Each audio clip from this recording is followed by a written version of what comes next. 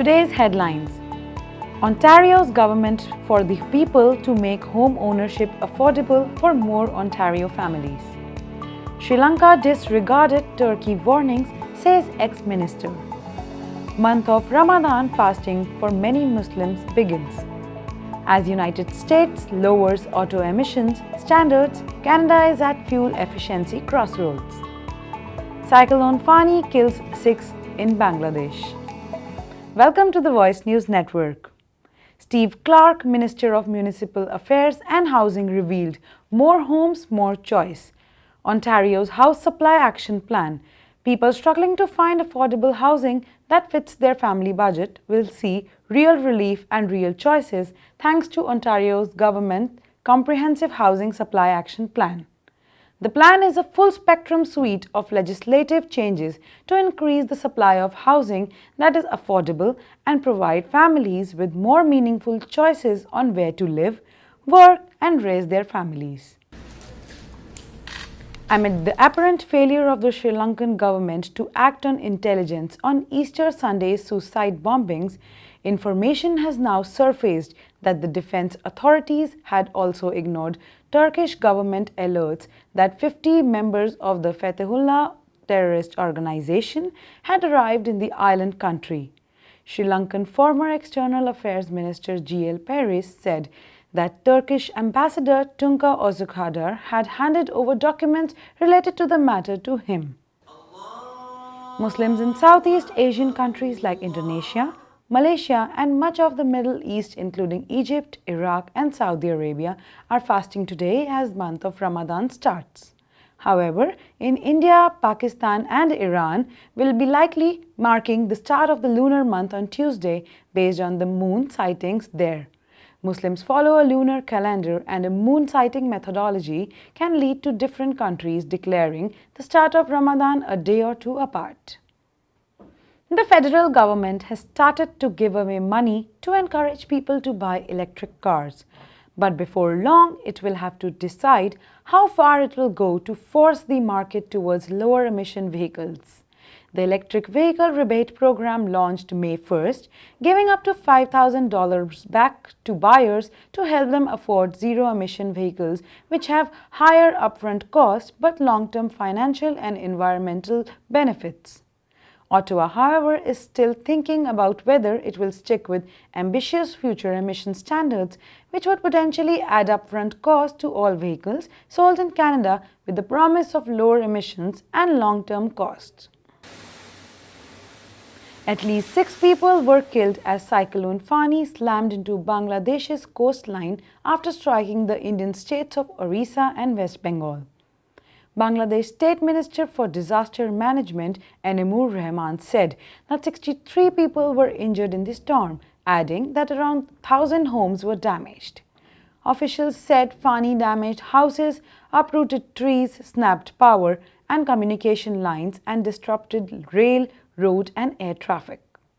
TV footage showed widespread flooding in coastal areas where hundreds of thousands of people were evacuated. Opener KL Rahul's blistering 71 of 36 balls, followed by Nicholas's 36 of 22 balls, guided Kings 11 Punjab to an impressive 6-wicket win over defending champions Chennai Super Kings in the IPL contest at PCA IS Bindra Stadium on Sunday. Rahul's run rampage made most Chennai bowlers look helpless.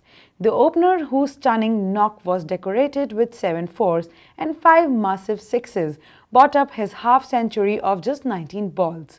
It's now the third fastest half-century of the ongoing season. Mumbai Indians finished atop the IPL points table at the end of the group stage of the 12th edition of the cash-rich league with a commanding 9-wicket victory over a listless Kolkata Knight Riders at the Wankhede Stadium on Sunday. Chasing a paltry 134 for victory, Mumbai were never in trouble as skipper Rohit Sharma led from the front with an unbeaten 55 of 48 deliveries. It was Rohit's 36th IPL 50 as Mumbai eased to 134-1. The verbal duel between Shahid Afridi and Gautam Gambhir does not seem to end anytime soon. Afridi started the tiff by writing in his autobiography titled Game Changer that Gambhir is someone who had no personality and the one who has a lot of attitude problem. Doesn't matter if they're aggressive or competitive, but you have to be positive, and Gambhir wasn't, he adds in his book. The original series, Game of Thrones, is inching towards its end, but the saga is expected to continue. George R. Martin, the author of A Song of Ice and Fire saga, on which the series is based, wrote in a blog post that 3 spin-offs are still moving forward nicely. He added, and 2 other shows remain in the script stage, but are edging closer. A prequel series starring Naomi Watts, written by Jane Goldman, and Martin received a pilot order in June 2018, but not much is known about the other spin-off series HBO is exploring. Taking place thousands of years before the events of Game of Thrones, the prequel series will chronicle the world's descent from the golden age of heroes into its darkest hour. It was first revealed back in May 2017 that HBO would be exploring options for GOT spin-off series with 4 different writers. In April of this year, Brian Cockman confirmed his series wouldn't be going forward.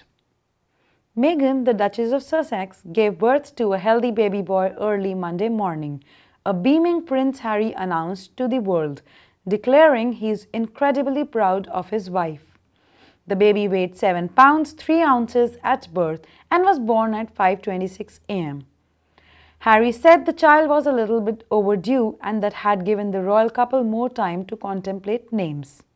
Harry said he was ecstatic about the birth of their first child and promised that more details, such as the baby's name, will be shared in the coming days. Quote, unquote, he said, "This little baby is absolutely to die for. I am just over the moon." Avengers Endgame has crossed the $2 billion mark at the global box office in record time and is leaving newcomers in its dust. The Walt Disney Company estimates Sunday that the Marvel blockbuster has added approx $146 million from North American theaters and $280 million internationally in its second weekend in theaters, bringing its global total to $2.2 billion. And that's all for today. I'm gonna see you tomorrow.